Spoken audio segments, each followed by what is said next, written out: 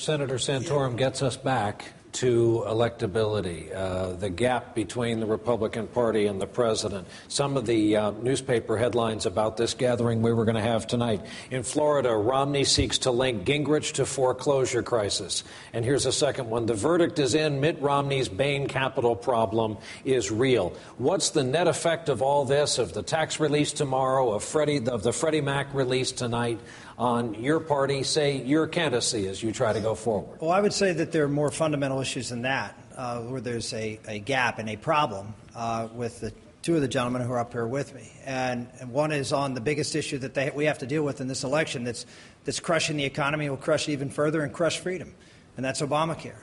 Governor Romney's plan in Massachusetts was the basis for ObamaCare.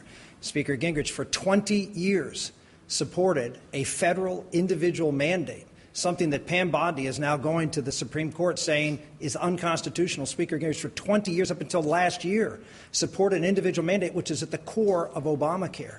If you look at cap and trade, Governor Romney was very proud to say that he was the first state in the country as governor to sign a cap on CO2 emissions, the first state in the country to put a cap, believing in the global warming, and criticized Republicans for not believing in it, as did, by the way, Speaker Gingrich, who was for a cap and trade program with incentives, business incentive, but was for the rubric of cap and trade, not specifically the cap and trade bill that was out there. Again, huge, huge differences between my position and where President Obama is, but not so on two major issues. You go down and you look at the Wall Street bailouts I said before.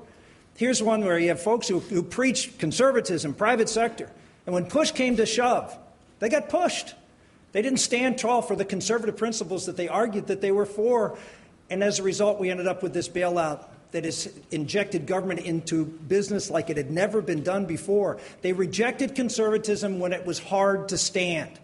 It's going to be hard to stand, whoever this president's going to be elected. It's going to be tough. There is going to be a mountain of problems. It's going to be easy to be able to bail out and compromise your principles. We have gentlemen here on the three issues that got the Tea Party started, that are the base of the conservative movement now in the Republican Party. And there is no difference between President Obama and these two gentlemen. And that's why this election here in Florida is so critical, that we have someone that actually can create a contrast between the president and the conservative point of view.